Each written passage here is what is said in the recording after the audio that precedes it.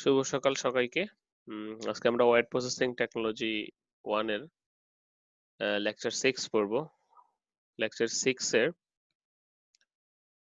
দেখতে পাচ্ছি আমরা স্কাউরিং পড়ব আজকে।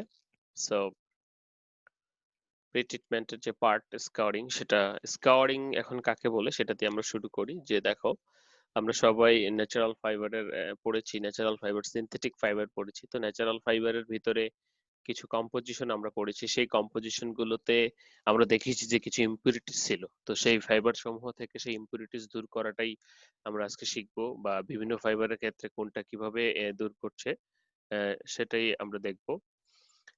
সো আমরা যদি লিটারেচার দেখি যে স্কাউরিং কি বলছে, যে term scouring applies the removal of impurities.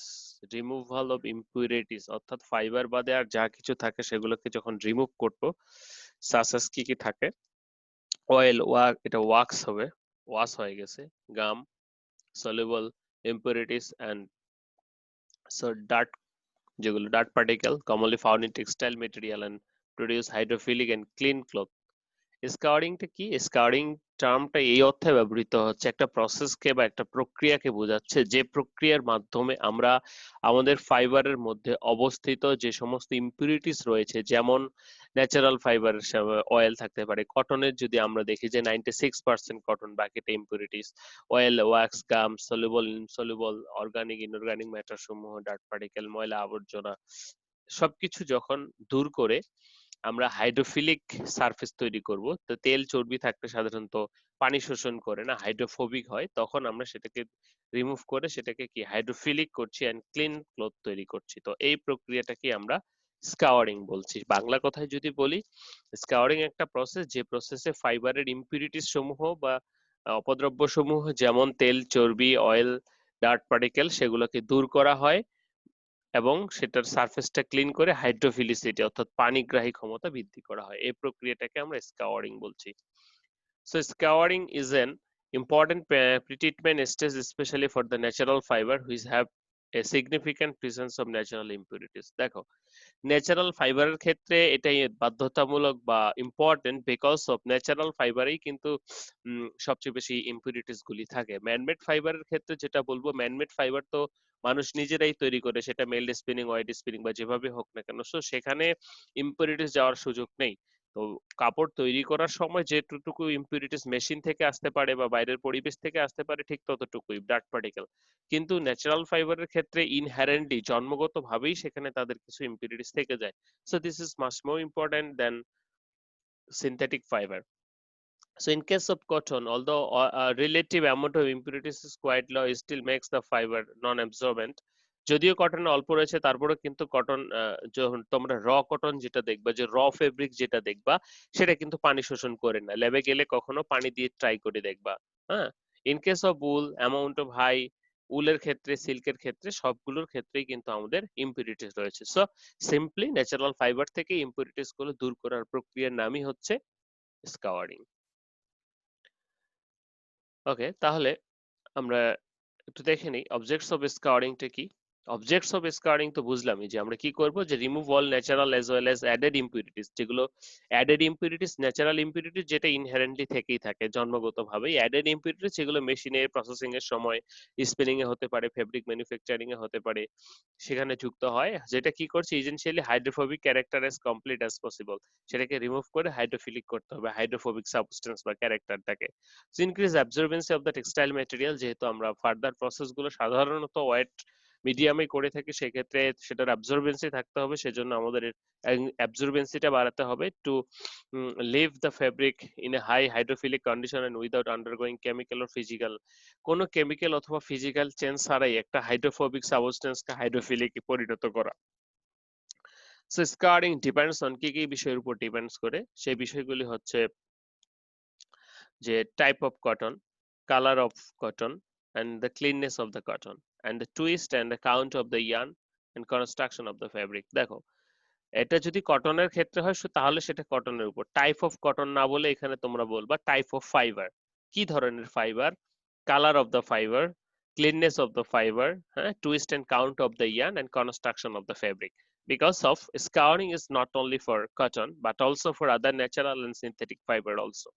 So এখানে কটন না বলে আমরা ফাইবার বলবো। ওকে, তো স্কাউরিং প্রসেস এই বিষয়গুলোর উপর ডিপেন্ড করে যে কোনটা ফাইবার কিরকম, তার ইম্পিউরিটিস কিরকম, তার নেচার কিরকম, সেটার উপর ডিপেন্ড করে ভিন্ন স্কাউরিং প্রসেস হয়ে থাকে।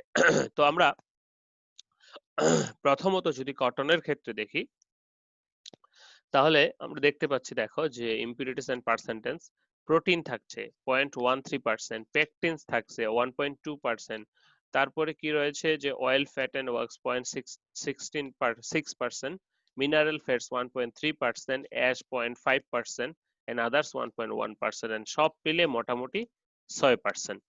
আমাদের কি করতে হবে, এবং বাকি যে পিওর সেলুলোজ রয়েছে কটনের ভিতর সেটা হচ্ছে 94%। তাহলে আমাদের এই যে এই অ্যামাউন্ট পরিমাণটা অর্থাৎ 6% পরিমাণটাকে রিমুভ করতে হবে। এবং তাহলে স্কারিং এর ফলে কতটুকু ওয়েটলেস হওয়ার কথা, কতটুকু ম্যাটার চলে যাওয়ার কথা, এই 6% চলে যাওয়ার কথা। So in this wax present in the outer most layer, যে সবচেয়ে বাইরের আবরণে থাকে ওয়াক্সটা, মোমটা, and of the cotton fiber which turn into non-absorbent and it is in natural state, although the amount of wax present in the fiber is low, যে 1%, is not easy to remove। প্রথমত এই যে আমরা দেখতে পাচ্ছি oil fat and wax, এটার পরিমাণ খুবই কম, কিন্তু এটা প্রায় 0.4 থেকে 1%, যদিও সেটা ফাইবার সারফেসে থাকবে এবং সেটা পানি ঢুকতে বাধা প্রদান করে এবং সেটা তোলাটা খুবই ডিফিকাল্ট। সো এই ছিল আমাদের কটনের কথা, কটনের স্ট্রাকচার, কটনের ইম্পিউরিটি সম্পর্কে আমরা দেখলাম। আমরা যদি পরের স্লাইডে চলে যাই, স্যার যে মোমটা কি ন্যাচারালি থাকে কটনে? হ্যাঁ, মোমটা ন্যাচারালি থাকবে কটনে। এটা আমরা যেটা দেখতে পাচ্ছি ইম্পিউরিটিস গুলো, এগুলো সবই ন্যাচারালি থাকবে, protein, pectins, oil, fat, wax, mineral matter, ash, other content. তোমরা র মেটেরিয়াল 1 সম্ভবত পড়েছো, তো সেই র মেটেরিয়াল 1 এর কটন কম্পোজিশন, কেমিক্যাল কম্পোজিশন এটা। ওকে, তো আমাদের এই কেমিক্যালের মধ্যে 6% যে ইম্পিউরিটি সেটা রিমুভ করতে হবে, অনলি 94%টা বেঁচে থাকবে। ঠিক একইভাবে ম্যানমেড সেটা কি স্কোরিং করার প্রয়োজন পড়ে? ম্যানমেড ফাইবারের ক্ষেত্রে কোনো ধরনের ইম্পিউরিটিস থাকে না, কিন্তু যখন আমরা নিটিং করি বা উইভিং করি বা ট্রান্সপোর্ট করি, তখন আসলে বাইরে থেকে কিছু পরিমাণ ডার্ট পার্টিকেল, ময়লা আবর্জনা লেগে যায়। তো সেটাকে সাধারণত রিমুভ করতে হয়, সেটাকে ওয়াশ দিলেও, ওয়াশও বলতে পারি আমরা, ওয়াশ দিলেও চলে। তো সহজ ভাষায় স্কার্ডিং এ বলা যেতে পারে। Okay, so the name of the percentage of the impurities of the jute, জুটের ক্ষেত্রে যদি আমরা একটু, ও সরি, এটা জুট হবে না, এটা উল হবে, ঠিক আছে, এটা একটু ইয়ে হয়ে গেছে, দিস ইজ জুট, নট উল, এটা উল হবে। তো উলের ক্ষেত্রে যদি আমরা একটু দেখি যে প্রায় উলের ইম্পিউরিটিস কিন্তু অনেক, সুইন্ট, তারপর dirt particle, burrs, minerals, water and সাদার 12%। সো টোটাল ইম্পিউরিটিস 39%, এবং ক্যারাটিন, উলের যে বেসিক ম্যাটার, সেটা হচ্ছে 61%। সো উলের ক্ষেত্রে স্কাউরিং এ কিন্তু সবচেয়ে বেশি পরিমাণ ওয়েট লস হবে। আমাদের বলা হচ্ছে যে কি, keratin is the main unusable element of the wool, and their quantity of the impurities and keratin could be less or high, কম বেশি হতে পারে। So on wool scouring process removes oils and contaminants accumulated during the upstream and processing steps can be carried out in saliva, fabrics and solution containing sodium carbonate and soap ammonia। আমরা যখন উল স্কাওয়ারিং করব তখন এগুলো সম্পর্কে দেখবো যে কি কি দিয়ে উল স্কাওয়ারিং করা হয়। মূলত আমাদের এখানে দেখার উদ্দেশ্য হচ্ছে যে কি পরিমাণ ইম্পিউরিটিস রয়েছে সেটা, দিস ইজ দা উলের কম্পোজিশন আমরা যেটা দেখলাম, যে এই ম্যাটার গুলো থাকে। নেক্সটে যদি আমরা দেখি, আমাদের সিল্ক, আমরা সিল্ক জানি আমাদের ন্যাচারাল ফাইবার, ন্যাচারাল ফিলামেন্ট। সবসময় আমরা সিল্কের শাড়ির কথা শুনেছি, তো সিল্ক সাধারণত এটা ন্যাচারাল ফিলামেন্ট মথ থেকে হয়ে থাকে, র মেটেরিয়াল 1 পড়ে থাকার কথা। তো সেখানে দুটো জিনিস থাকে, ফাইব্রন এবং সেরিসিন। তো সেরিসিনের সাথে আরো কিছু ম্যাটার থাকে, ফাইব্রনটা মূল উপাদান। তো আমরা যদি দেখি যে সেরিসিন 22%, ওয়াক্স, তারপরে রয়েছে আদার্স কালার পিগমেন্ট 0.5%, তো সর্বমোট 24%। তো সেখানে ফাইব্রন রয়েছে 76%। ওকে, সো স্কাউরিং সিল্ককে আমরা সাধারণত ডিগামিং বলি, স্কাউরিং বলি না, সিল্ক ডিগামিং বলি, ঠিক আছে। সো প্রসেস হয়ে রিমুভ সেরিসিনস, যেটা সিল্ক গাম। সিল্কটা আসলে এরকম দুটা, মনে করুন দড়ি, তোমরা কি করছো, আঠা দিয়ে লাগিয়ে দিয়েছো, তাহলে সেই আঠাটাকে বলতেছি আমরা সেরিসিন, এবং যে দড়ি দুটো ছিল বা ইয়ার্ন দুটো ছিল, সেই ইয়ার্ন দুটোকে আমরা বলতেছি ফাইব্রন এস ডাইগাস। So from the fibroin falls and sericin gummy elements, যেটা আমরা রিমুভ করতে হয়। তো মোটামুটি আমরা দেখি 24%-এর মতো ওয়েট লস হয় ইন কেস অফ সিল্কের ক্ষেত্রে। সো আমরা কটনের ক্ষেত্রেই দেখলাম যে ইম্পিউরিটি সবচেয়ে কম। ওকে, নাও এখন আমরা যদি একটু স্কাউরিং এর মূল কথায় চলে আসি, যে টেকনিক গুলোর ক্ষেত্রে চলে আসি, তোমরা সামনে যেটা দেখতে পাচ্ছ, আমরা সবচেয়ে বেশি কটনের সাথে পরিচিত এবং most usually abundant fibre in our country, not only our country but also in the world. So কটনের ক্ষেত্রে আমরা একটু দেখবো, চিত্রটা সম্ভবত সবাই দেখতে পাচ্ছ, দেখো এখানে স্পেসিফিকেশন দেওয়া আছে পাশে চিত্রে নাম্বারিং করে যে কোনটা কি। আমি যদি বলি first of all wax layer, এটা একটা কটনের cross section. Secondly primary wall, third secondary wall, fourth tertiary wall, and five lumen. একটা কটনকে যদি ক্রস সেকশন করি তাহলে মোস্ট আউটার মোস্টে থাকছে কি, মোস্ট আউটার মোস্টে থাকছে আমরা যদি একটু দেখি যে মোস্ট আউটার মোস্টে থাকছে ওয়াক্স লেয়ার, যেটা যে wax compound, mineral matters, pectins, fatty acid and high molecular weight of alcohols and their esters. এগুলো সাধারণত কটনের আউটার লেয়ারে থাকে, একবারে আউটার লেয়ারে থাকে একটা কটনকে যদি ক্রস সেকশন করি, কটন ফাইবারকে। তো এই আউটার লেয়ারের কারণেই কিন্তু আমাদের অ্যাবজর্বেন্সিটা আসে না। ওকে, নাও তারপরে আমরা যদি দেখি যে এটা কোন লেয়ার, 5, যেটা আমরা 4 নাম্বার যেটা দেখছি যে টার্সিয়ারি লেয়ার। টার্সিয়ারি লেয়ারে যেতে কি বায়োঅর্গানিক ম্যাটেরিয়ালস হুইচ অ্যাড ইউলি শেড অফ দ্য ফাইবার। দেখো কালারের জন্য দায়ী সাধারণত যে 4 নাম্বার টার্সিয়ারি ওয়ালটা আছে সেটা। তারপরে আমরা যদি এটা দেখি 3 নাম্বারটা, সেটা কি 91% সেলুলোজ। 3 নাম্বার কি secondary cell wall. Secondary cell wall layer of the end fibre and crystallinity 70%। 91% cellulose secondary cell ওয়ালই ডেভেলপ করে থাকে। তারপরে কি রয়েছে যে the primary cell wall modify and then boiled. Primary cell wall কোনটা, second, this one the primary cell wall. The primary cell wall when boiled 1.5% caustic soda completely with 3% caustic soda psi and pressure, তো এটাতে boil করলে এখান থেকে যে ইম্পুরিটিস গুলো আছে সেগুলো চলে যায়। and pectin substance are act as a binder and binding wax of the fiber. তো melting point of the cotton wax এর আমরা দেখতে পাচ্ছি 68 থেকে 71 degree centigrade. And protein and pectin substance আর glucans and 24% fibre and crystalline index থাকছে আমার primary sell ওয়ালে। দেখো ভেরি সিম্পল একটা চিত্র, আমরা যদি একটু বোঝার চেষ্টা করি, এটা একটা cross section of the cotton fibre. তো ক্রস সেকশনের ক্ষেত্রে কতগুলো লেয়ার রয়েছে, প্রথমত প্রাইমারি, সেকেন্ডারি, টার্সিয়ারি, থার্ড যেটা সরি প্রাইমারি, এটা ছিল wax layer, primary, secondary, tertiary এবং লুমেন। প্রথমের সাবস্টেন্সটাতে কি থাকছে, যে আমাদের মোম যেগুলো থাকতেছে, ওয়াক্স ম্যাটেরিয়াল গুলো থাকতেছে। সেকেন্ড লেয়ার যেটা, সেটাতে কি থাকছে, প্রোটিন, পেকটিন, সাবস্টেন্স, গ্লুকান্স এবং 2.5% ফাইবার এন্ড থাকছে, যেখানে 30% ক্রিস্টালাইনিটি ইন্ডেক্স নিয়ে আমি পরে আলোচনা করছি। তো 2% ফাইবার থাকছে। তো সেকেন্ডারি যেটা সেল ওয়াল, সেটাতে সবচেয়ে বেশি পরিমাণে আমাদের সেলুলোজটা থাকছে। সেকেন্ডারি পর টার্সিয়ারিতে আমাদের কি বায়োঅর্গানিক ম্যাটেরিয়াল সমূহ থাকছে এবং কিছু কালার থাকছে, যেটার জন্য আমরা ফেব্রিকটাকে সাধারণত ইয়েলো বা অন্য কোনো বিষয়ের উপর দেখি। এই ছিল আমাদের লেয়ার ওয়াইজ। এবং লুমেনে সে আমাদের কে কিছু থাকছে না। তো লুমেনে যে সমস্ত আমরা জানি যে প্ল্যান্টের আসলে যখন বৃদ্ধিপ্রাপ্ত হয় তখন পানি বা অন্যান্য তাদের অভিস্রবণ বা অভিযোজন প্রক্রিয়ার জন্য প্রয়োজন হয়ে থাকে। সো এই ছিল আমাদের সেল ওয়াইজ, আমরা যদি বলি সেকেন্ডারি সেল ওয়াল ওয়াইজ আমাদের ডিস্ট্রিবিউশন। ওকে, তো যেখানে আমরা মেল্টিং পয়েন্ট দেখলাম কটনের 68.71 ডিগ্রি সেন্টিগ্রেড। এখন একটু আসি ক্রিস্টালাইনিটির কথায়। দেখো এখানে বলা হচ্ছে যে ক্রিস্টালাইনিটি 70%, 30% ক্রিস্টালাইনিটি। ক্রিস্টালাইনিটি, কটন হচ্ছে এমন একটা ফাইবার, কটনে যেখানে একই সাথে দুই ধরনের আচরণ করে থাকে। ক্রিস্টালাইনিটিটা আমরা জানি যে ক্রিস্টালাইন স্ট্রাকচারটা হচ্ছে যখন ফাইবার মলিকুলগুলি বা ফাইবারগুলি একবারে সজ্জিত অবস্থায় থাকবে, সোজা সোজা সজ্জিত অবস্থায় থাকবে, অর্গানাইজড অবস্থায় থাকবে, তখন সেটাকে আমরা ক্রিস্টালাইন স্ট্রাকচার বলি। কিন্তু যখন ফাইবারগুলি এলোমেলো অবস্থায় থাকবে তখন সেটাকে আমরা অ্যামরফাস রিজিয়ন বলি। তো কটনে একই সাথে 70% ক্রিস্টালাইন এবং 30% অ্যামরফাস রিজিয়ন থাকে, একই সাথে থাকে। সো এইখানকার যে ফাইবারগুলি আছে সেকেন্ডারি সেল ওয়ালে, সেগুলোর হচ্ছে ক্রিস্টালাইনিটি 70%। এবং এইখানে সে প্রাইমারি সেল ওয়ালে যেগুলো কটন থাকে সেগুলোর হচ্ছে 30% ক্রিস্টালাইনিটি, অর্থাৎ তারা 30% সজ্জিত থাকে বা সুগঠিত থাকে। সো এই ছিল আমাদের সেল ওয়াল ওয়াইজ ডিস্ট্রিবিউশন বা ইম্পিউরিটিস ডিস্ট্রিবিউশন বা কোথায় কি আছে একটা কটনের সেটা। তো এখন আমাদের যখন স্কাউরিং করতে হবে তখন আমাদের এই ম্যাটার গুলোকে রিমুভ করতে হবে।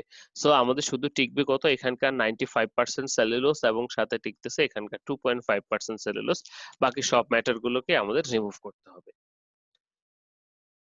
সো স্কাউরিং সিস্টেমে যদি চলে আসি, আমাদের কনভেনশনাল সিস্টেমে স্কাউরিং করা হয়ে থাকে। কনভেনশনাল সিস্টেমে আমরা সাধারণত অ্যালকালি বয়েলিং এর মাধ্যমে স্কাউরিং করে থাকি, যে mostly conventional scouring system contains alkali and combination of surfactant, কিছু সারফেক্টেন্ট দেওয়া হয়ে থাকে, যে যেমন সোডিয়াম হাইড্রোক্সাইড প্লাস সারফেক্টেন্ট বা ওয়েটিং এজেন্ট কিছু দেওয়া হচ্ছে, যেটা ইমালসিফাই করে দিচ্ছে বা ইমালসিফায়ারের সাথে থাকছে।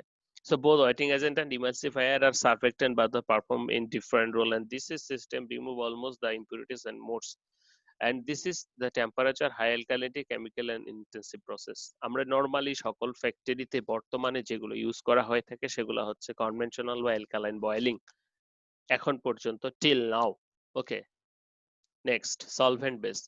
দেখো আমরা লন্ড্রিতে যখন কাপড় চোপড় দিই তখন তারা ভিজায় না, ক্লিনিং করে, বলি না যে ড্রাই ক্লিনিং করে।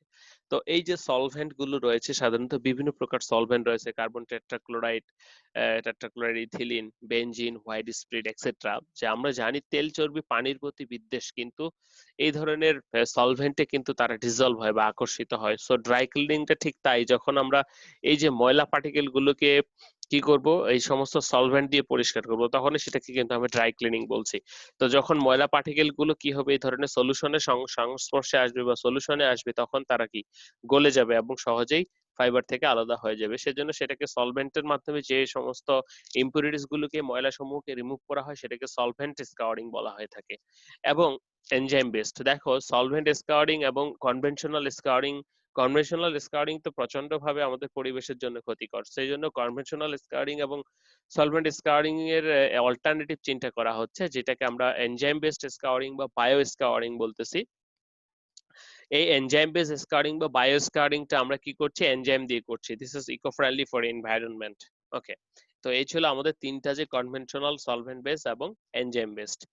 তো এখন চলে আসি আবার কনভেনশনাল সিস্টেমের ক্ষেত্রে। কনভেনশনালে আমরা কি কি এজেন্ট ইউজ করে থাকি সেটা একটু দেখবো। অ্যালকালি কি করে, যে mainly sodium hydroxide, sometime mix sodium hydroxide and carbonate, washing soda, যেটা সোডা কার্বনেট আমরা ইউজ করতে পারি।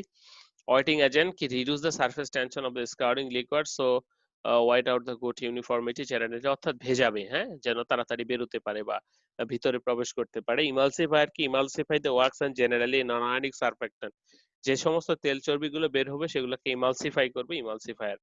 সো কি ধরনের হবে চেঞ্জ, আমরা সেদিন সাবানের রিঅ্যাকশন পড়েছিলাম, স্যাপিনিফিকেশন রিঅ্যাকশন পড়েছিলাম, এখানেও কিন্তু একই ঘটনা ঘটতেছে। দেখো ফ্যাট এন্ড অক্সেস থাকতেছে, সেটা কি করতেছে, সেখানেও কিন্তু তেল চর্বি ছিল সোডিয়াম ক্ষারের সাথে আমরা বিক্রিয়া করছি, এখানেও কিন্তু তেল চর্বি আছে, সেটা কথায় আছে, কটনের ক্ষেত্রে আছে, সেটাকে আমরা কি করতেছি, ক্ষারের সাথে বিক্রিয়া করতেছি। যে ট্রাইগ্লিসারাইড যখন সোডিয়াম হাইড্রোক্সাইডের সাথে বিক্রিয়া করবে তখন সেটা গ্লিসারল এবং সাবান উৎপন্ন করবে, সোডিয়াম প্লামিটেডস সব উৎপন্ন করবে। তারপরও তাহলে কি হলো, ওই আমার যে তেল চর্বিটা আছে সেটা আলাদা হয়ে গেল, এবং একাধারে এই সোডিয়াম প্লামিটেড কি করবে আবার, সেটা আবার সাবানের কাজ করবে, অর্থাৎ যে সমস্ত ইম্পিউরিটিস গুলি আছে সেগুলোকে, বাইরের আউটসাইডার ইম্পিউরিটি, সেগুলোকে রিমুভ করার চেষ্টা করবে। সো ইমালসিফিকেশন কি করছে, যে নন স্যাপনিবল পার্টস, যেটা স্যাপনিয়েবল নয়, অর্থাৎ স্যাপনিফিকেশন করা সম্ভব নয়, অফ দ্য ওয়াক্সেস আর alcohols and hydrocarbons are emulsified by the soap ফর্মে, সেগুলোকে সে ইমালসিফাই করে ফেলবে। হাই টেম্পারেচারটা কেন দরকার, দেখো যে আমরা সাধারণত স্কাউরিং এর ক্ষেত্রে, কনভেনশনাল স্কাউরিং এর ক্ষেত্রে 90 ডিগ্রি সেন্টিগ্রেড বা 100 ডিগ্রি সেন্টিগ্রেড পর্যন্ত দিয়ে থাকে, উঠাই। কেন উঠাই, আমরা জানি যে আমাদের যে কটনের যে ওয়াক্সটা রয়েছে সেটার মেল্টিং টেম্পারেচারই 68 থেকে 71 ডিগ্রি সেন্টিগ্রেড। সো এর টেম্পারেচারটা অবশ্যই এর থেকে বেশি হতে হবে। সো সেটাকে, সেই মোমটাকে যদি আমরা গোলাতে চাই, so melt some of the waxy materials and converts from the water in soluble form. Solvent extreme cases এর ক্ষেত্রে সলভেন্ট নেসেসারি, বিশেষ করে যখন আমরা কোনো সিনথেটিক ফেব্রিকের ক্ষেত্রে আমরা সলভেন্ট স্কাউরিং এর ক্ষেত্রে ভালো ফলাফল পাই। পেকটিন এন্ড রিলেটেড সাবস্টেন্স কি বলা হচ্ছে, কিভাবে দূর হবে, by action of alkali which also act as a swelling agent, and facilitate removal, and pectins are converted into water soluble salts and pectic or metapectic acid এ পরিণত হবে, সেটাও কি অ্যালকালি রিঅ্যাকশনের মাধ্যমে। প্রোটিন এন্ড অ্যামিনো অ্যাসিড যেগুলো রয়েছে, যে proteins and amino acid degrade into simple soluble amino acid or ammonia রূপান্তরিত হবে।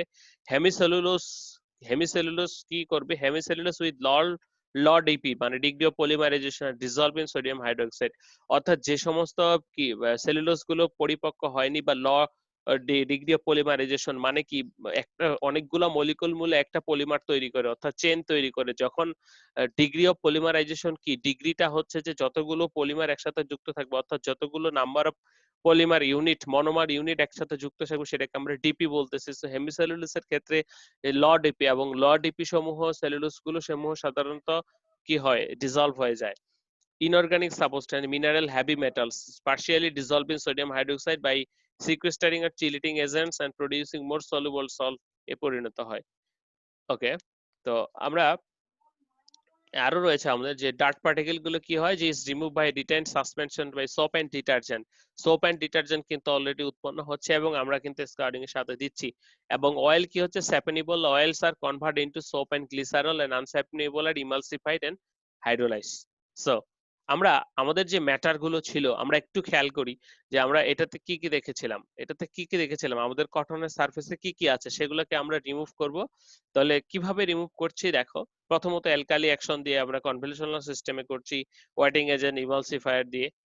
তারপর এটার রিঅ্যাকশনটা কি হচ্ছে, যে তেল চর্বিগুলো বিক্রিয়া করে সাবান এবং গ্লিসারল উৎপন্ন করতেছে।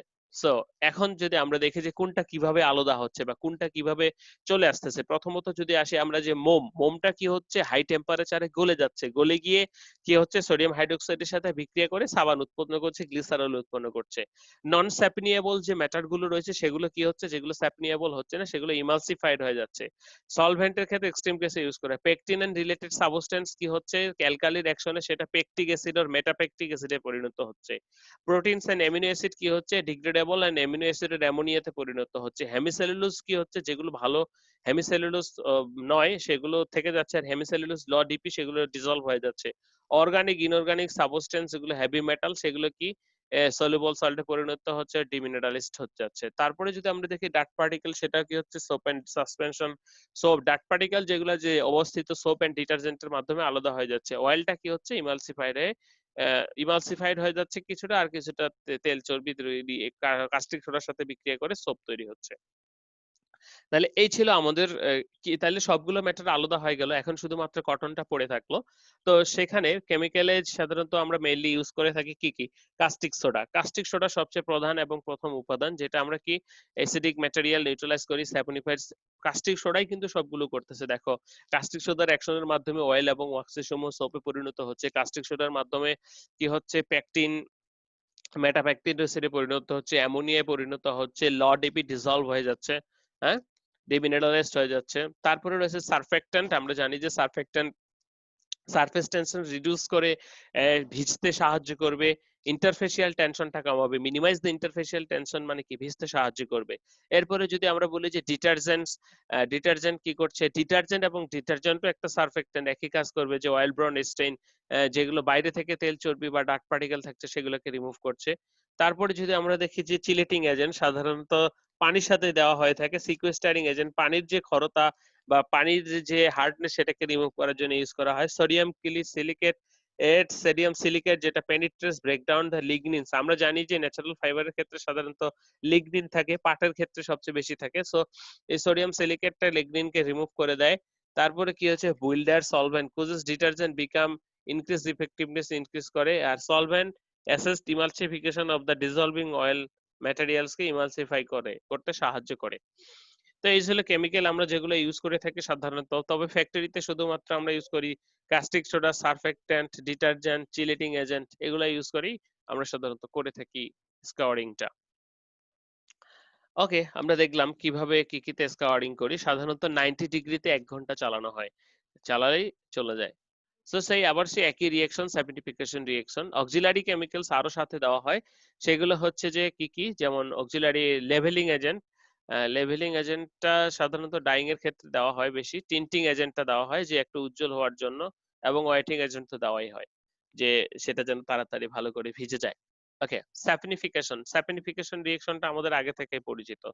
সো বলা হচ্ছে wax fats and oils lubricants are presently and mostly stars from in triglyceride পরিণত হবে এর সাথে বিক্রিয়া করে, যে কি তেল চর্বি সাধারণত কাস্টিক সোডার সাথে বিক্রিয়া করে ট্রাইগ্লিসারাইডে পরিণত হবে দি এন্ড সোপে পরিণত হবে। ট্রাইগ্লিসারাইড আর কি করবে, গ্লিসারিন এবং সোপ উৎপন্ন করবে যখন পরবর্তীতে, এটা দুটো ধাপের রিঅ্যাকশন। হ্যান্স প্রথমে হলো ট্রাইগ্লিসারাইড উৎপন্ন করবে, আমরা প্রথমে একসাথে দেখিয়েছি। ট্রাইগ্লিসারাইডটা পরে গ্লিসারল এবং ইয়েতে পরিণত হবে। ওকে, hence fat oil are soap and soluble soap and this amount of saponable present and below 0.5% and once to addition of the original liquor. Okay, saponification reaction কিছুই না, জাস্ট কি করছে আমরা তেল চর্বি লুব্রিক্যান্ট যা সমস্ত আছে সেগুলো স্টার পরিণত হচ্ছে, অর্থাৎ ট্রাইগ্লিসারাইডে পরিণত হচ্ছে এবং ট্রাইগ্লিসারাইডটা গ্লিসারিলিন এবং সোপে পরিণত হচ্ছে। ওকে, আমাদের যদি কেটে যায় আমরা আবার জয়েন করব। নাও ফর্ম অফ স্কারিং, অর্থাৎ কিভাবে আমরা স্কারিংটা করতে পারি, কত ভাবে আমরা স্কারিংটা করতে পারি। প্রথমত ফাইবার স্কারিং। দেখো আমরা ফাইবার স্টেজে স্কারিং করতে পারি। আমাদের ফাইবার গুলোকে বড় বড় কন্টেইনারে নিয়ে সেই কন্টেইনারের একটা এরকম মাউন্ট, একটা মাঝখানে রড থাকবে, সেটার উপর সবগুলো গ্রাম বাংলায় দেখেছো না, পোয়ালের যে খড়ের যে গাদা, এরকম একটা লাঠি থাকে মাঝখানে এবং চারপাশে খড় দেওয়া হয়, এরকম এভাবে সাজিয়ে একটা মেশিনে নিয়ে ফাইবারটাকে স্কাউরিং করা হয়। ইয়ান স্কাউরিং ফাইবারকে সাধারণত আমরা লুজ ফর্মেই করি, প্যাকেজ তৈরি করে থাকি, স্কাউরিং করে থাকি। ফাইবারকে তো এরকম করলে হবে, যদি আমরা পাতিলে নিয়ে সেটাকে বয়েল করি তারপরেও তো হবে। ইয়ান স্কাউরিং, ইয়ানের ক্ষেত্রে আমরা সাধারণত তিনটে ফর্ম অনুসরণ করি। হ্যাং ফর্ম, আমরা র্যাপ রিলের মাধ্যমে যখন এরকম হ্যাং তৈরি করব, রেল। প্যাকেজ ফর্ম, এরকম প্যাকেজ হতে পারে, এরকম প্যাকেজ না হলেও আমরা সাধারণত ববিন টাইপ হতে পারে। কি ববিন টাইপ, ববিন যদি আমি একটা ড্র করার চেষ্টা করি, আচ্ছা আমারটা হলো না। ববিন টাইপ অর্থাৎ ইয়ান প্যাকেজ যেগুলো ববিন করে করতে পারি। আরেকটা কি হচ্ছে কন্টিনিউয়াস শীট ওয়ার্ক ফর্ম, আমরা কন্টিনিউয়াসলি করতে পারি। কন্টিনিউয়াসলি যেমন ওয়ার্প ইয়ানগুলি সাজাই, সেই কন্টিনিউয়াসলি ওয়ার্প ইয়ানগুলো মাধ্যমে সেরকম করে কিন্তু আমরা স্কাউরিংটা করতে পারি। সো তিনটা ফর্মে করতে পারি। প্রথমত হ্যাং ফর্ম, এরকম হ্যাং ফর্ম। তারপরে হচ্ছে প্যাকেজ ফর্ম, এরকম প্যাকেজ অথবা এরকম যে কোনো ববিন ফর্ম, সেই ববিনগুলো সরাসরি ইমন কিছু বলবে, বলো। প্যাকেজ ফর্ম এবং কন্টিনিউয়াস ওয়ার্ক জি ফর্ম স্যার। রয়েছে। বলো ইমন। আচ্ছা, স্যার, স্টোরিং কি হুম, ইয়ার্ন থাকা অবস্থায় করা হয় নাকি ফেব্রিক থাকা অবস্থায়? আমাদের দেশে সবচেয়ে বেশি ফেব্রিক থাকা অবস্থায় করা হয়, কিন্তু ফাইবার স্টেজে করা যায়, ইয়ান স্টেজে করা যায়। যেগুলো ডাইড ইয়ান সেগুলো তো ফাইবার স্টেজেই করে, ঠিক আছে। ইয়ান স্টেজে করে, ফাইবার স্টেজে করে, সব স্টেজেই করা যাবে। তো ফাইবার স্টেজের ক্ষেত্রে যেটা বললাম লুজলি অর্থাৎ খোলা ভাবে করা হয়, সেখানে বললাম যে এরকম একটা মেশিনে ফাইবার গুলোকে বলের পুঁজ অর্থাৎ গ্রামে খড়ের পালা দেয় না, একটা লাঠির চারপাশে খড়গুলোকে সাজায়, ঠিক সেভাবে সাজিয়ে একটা মেশিনে ঢুকিয়ে সেটাকে স্কাউরিং করা হয়। ইয়ানের ক্ষেত্রে ঠিক একইভাবে এরকম হ্যাং ফর্মে অর্থাৎ দড়ি ঝুলানো, এই যে হ্যাং তৈরি করব আমরা, হ্যাঁ হ্যাং ফর্মে আমরা মেশিনে করতে পারি। তারপরে রয়েছে প্যাকেজ ফর্মে, যে প্যাকেজগুলি রয়েছে ইয়ান যে সচরাচর প্যাকেজগুলি রয়েছে সেই প্যাকেজগুলোর মাধ্যমে আমরা করতে পারি। তারপরে রয়েছে আমাদের কন্টিনিউয়াস ওয়ার্কশিট ফর্মে, অর্থাৎ আমরা যখন এগুলাকে ওয়ার্প ইয়ানের মতো সাজাবো, সাজিয়ে কন্টিনিউয়াসলি করতে পারি। যে লিকুয়ারের ভিতর দিয়ে যাচ্ছে, বিষয়টা এরকম মনে করো অনেকগুলো ববিন রয়েছে, চেম্বার রয়েছে, তো ইয়ানটা আসতেছে এদিক দিয়ে এদিক দিয়ে এদিক দিয়ে চলে যাচ্ছে, ঠিক আছে। এই ছিল তিনটা। জি স্যার। ওকে, তারপরে আমাদের ফেব্রিক ফর্মে আমরা সবচেয়ে বেশি করে থাকি। তো ফেব্রিক ফর্মে দুটো ফর্মে হতে পারে, একটা ওপেন উইথ ফর্মে হতে পারে অর্থাৎ খোলা অবস্থায় ফ্ল্যাট করে, আর একটা হচ্ছে রোপ ফর্মে দড়ির মতো করে। তো ওপেন উইথ ফর্মের ক্ষেত্রে আমরা সাধারণত jigger machine, pad base machine, progressive jig use করে থাকি। এবং রোপ ফর্মে যেটা আমরা যখন বাড়িতে কি কাঁথা ধুই তখন সেটা স্কুইজ করার জন্য যখন একসাথে করি রোপ হয়, তখন সেটা হ্যাঁ মোচড়ানো একটা অবস্থা রোপ ফর্ম, তখন সেখানে আমরা কিয়ার বয়লার, ওয়াশার, তারপরে এখন আমাদের যে high temperature high pressure machine গুলো সবচেয়ে বেশি ইউজ করা হয় সেগুলোতে ইউজ করে থাকি। তো এই হচ্ছে আমাদের ইয়ান স্কাওয়ারিং, ফাইবার স্কাওয়ারিং এবং কি বলবো যে ফেব্রিক স্কাওয়ারিং। ওকে, তো টাইপস অফ স্কাউরিং আমরা এর আগেও দেখেছি যে কনভেনশনাল স্কাউরিং এবং স্পেশাল স্কাউরিং। কনভেনশনাল স্কাউরিং এর ভিতরে আমরা কয়েকগুলো ভাগ দেখবো এখন। সেটা হচ্ছে যে কিয়ার বয়লার স্কাউরিং, যেটা প্রচুর বহুল ব্যবহৃত একটা প্রসেস কিয়ার বয়লার, যদিও এখন তো মেশিনেই করা হয়ে থাকে সবচেয়ে। যে কিয়ার বয়লার স্কাউরিং, আগে স্কাউরিং এর জন্য একটা যে ধরনের বয়লার মেশিন ইউজ করা হতো সেটাকে কিয়ার বয়লার বলা হচ্ছে। Scouring in J box and continuous machine and exhaust method, knit fabric গুলো সবচেয়ে বেশি এই মেথডই করা হয়ে থাকে এক্সজস্টে। আর রয়েছে স্পেশালের ভিতরে সলভেন্ট স্কাউরিং মেথড এবং ভাপারলগ স্কাউরিং মেথড। ওকে, তো প্রথমে আমরা যেটা জানবো সেটা হচ্ছে kier boiler scouring of the cotton base and discontinuous প্রসেসের ক্ষেত্রে। সো কিয়ার বয়লিং এর ক্ষেত্রে যে কিয়ার বয়লার, বয়লার শব্দটা দিয়ে আমরা শুনতে পাচ্ছি কি যে একটা বয়লার, বয়লার অর্থাৎ বড় একটা চেম্বার, বয়লার ভাব, হ্যাঁ। তো পানির বয়লার আমরা নিশ্চয়ই ফ্যাক্টরিতে দেখেছি। সো বলা হচ্ছে যে kier boiling process cotton is perform by kier boiler and fabric is scoured in rope form by alkali liquid এর মাধ্যমে করা হয়ে থাকে। ক্লিয়ারটা কি, is a large cylindrical iron vessel, একটা বড় cylindrical iron vessel, and this kier may be open or closed, horizontal or vertical, যে কোনোটাই হতে পারে। সো আমরা তিন প্রকার কিয়ার পাই, ওপেন কিয়ার, ক্লোজড কিয়ার। কিয়ার দুই প্রকার, open kier and closed kier. Open কিয়ারটা কি, ইটস নট এয়ার টাইট, এটা টেম্পারেচার 100 ডিগ্রি 24 ঘন্টা পর্যন্ত রাখা যায়। ক্লোজড কিয়ার কি, এটা একবারে বন্ধ, ক্লোজড, এখানে টেম্পারেচার 120 থেকে 30 ডিগ্রি পর্যন্ত উঠানো যায়। ওকে, তারপরে যেটা ক্যাপাসিটি, এটা ক্যাপাসিটি বিভিন্নটার বিভিন্ন ক্ষেত্রে হয়, যেমন 200 থেকে 5000 কেজি পর্যন্ত হয়ে থাকে। ইন্ডাস্ট্রিয়ালি 2000 কেজি ভেরি পপুলার, অর্থাৎ মেশিন ক্যাপাসিটি, যে কতটুকু ধরবে ফেব্রিক সেটা।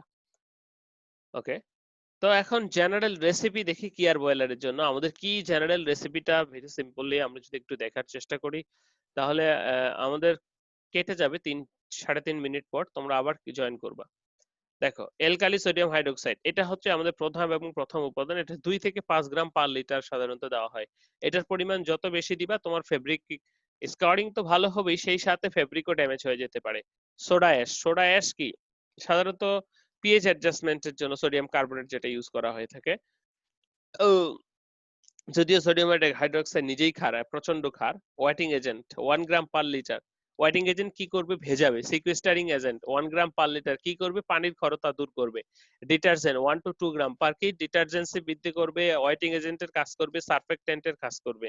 টেম্পারেচার 100 থেকে 125, সাধারণত নরমালি অ্যাটমসফেরিক স্কাউরিং গুলোতে 100 ডিগ্রি সেন্টিগ্রেড টেম্পারেচারে বয়লিং করা হয়ে থাকে। টাইম, টাইম সাধারণত 6 আওয়ার ক্লোজ ভেসেল, এটা এতক্ষণ লাগে না। ওপেন ভেসেলের ক্ষেত্রে আমরা সাধারণত কতক্ষণ করি, যে 90 বা 100 ডিগ্রি সেন্টিগ্রেডে 1 ঘন্টা করলেই স্কাউরিংটা হয়ে যায় ক্লোজ ভেসেলে।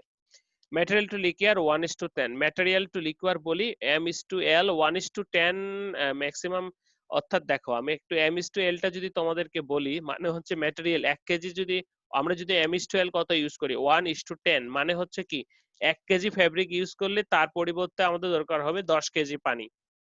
তো এই M/L টা যদি আমরা কি 5 কেজি ফেব্রিক ইউজ করি, তাহলে 1:10 হিসেবে 50 কেজি পানি দরকার হচ্ছে, 50 লিটার পানি দরকার হচ্ছে। সো এই M/L যত বাড়বে আমার কেমিক্যালের পানির পরিমাণ তত বাড়বে, লিকুয়ারের পরিমাণ তত বাড়বে। আর যত লিকুয়ারের পরিমাণ বাড়বে আমার সেটার ইয়ের পরিমাণ তত বাড়বে, অ্যামাউন্টের পরিমাণ, অর্থাৎ কেমিক্যালের পরিমাণ, যেমন এগুলো ওয়াইটিং এজেন্ট, সিকুয়েস্টারিং এজেন্ট, সবই গ্রাম পার লিটার। আগে ছিল 10 লিটার, এখন যদি 20 লিটার হয়ে যায় তাহলে তো ডাবল ডাবল লাগবে। সো সেই ক্ষেত্রে কস্ট বেশি হয়ে যাবে, এবং একই সাথে কস্ট বেশি হবে, বেশি লিকুয়ারকে গরম করার জন্য বেশি পরিমাণ এনার্জি লাগবে আমার। সো এই সবগুলো বিষয় ঠিক রেখে, এবং একই সাথে যদি আমরা আবার কম ল লিকুয়ার রেশিও ইউজ করি 1:5, 1:1, তাহলে তো কাপড় ভিজবেই না। সো আবার এরকমটাও লক্ষ্য রাখতে হবে যেন ল লিকুয়ার রেশিও ইউজ করে আমাদের স্কাউরিং এ হচ্ছে না। তো ফ্যাক্টরিতে সাধারণত 1:7, 1:8, 1:9, 1:10 এর ভিতরে ইউজ করে থাকে। আমরা যখন ল্যাবে কাজ করি তখন আমরা সাধারণত 1:20 বা 1:15 এরকমটাতে কাজ করে থাকি। এই ছিল রেসিপি আমাদের। নাও ডিসক্রিপশন অফ দ্য মেশিন, আমরা একটা ছোট্ট ছবি দেখতে পাচ্ছি। কি ছবি দেখতে পাচ্ছি, যে এখানে কিছু ফেব্রিক রয়েছে, উপর থেকে 1 মিনিট রয়েছে, কেটে গেলে আবার জয়েন করো। উপর থেকে কি হচ্ছে, একটা স্প্রেয়ারের মাধ্যমে আমরা কি করছি, ফেব্রিকের উপর অ্যালকালি সলিউশনটা দিচ্ছি, এবং এটা কি একটা ক্লোজ ভেসেল, যেহেতু এখানে একটা প্রেসার গেজ লাগানো আছে, আমরা প্রেসার মাপতেছি যে hot liquid to the fabric, এখানে আমরা ডিজলভ করতেছি, মিক্সিং করে এদিকে পাস করতেছি। So description of a kier boiler আমরা যদি দেখি যে is a long mild steel or cast iron cylindrical vessel.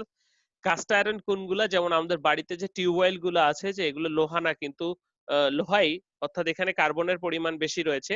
তো বালি বালি বা এরকম আমাদের দেখতে মনে হয়, তোমরা লক্ষ্য করলে দেখবা সেটাকে আমরা কি বলছি যে এরকম কাস্ট আয়রনের ভেসেল থাকবে, টু পারফোরেটেড টিউব শিটস, দুটো পারফোরেটেড হোল থাকবে, one is placed in the bottom, another is the top, bottom and top থাকবে, and a compartment to the upper one and middle compartment steam is passed, and then the tubes is carrying the liquor surrounding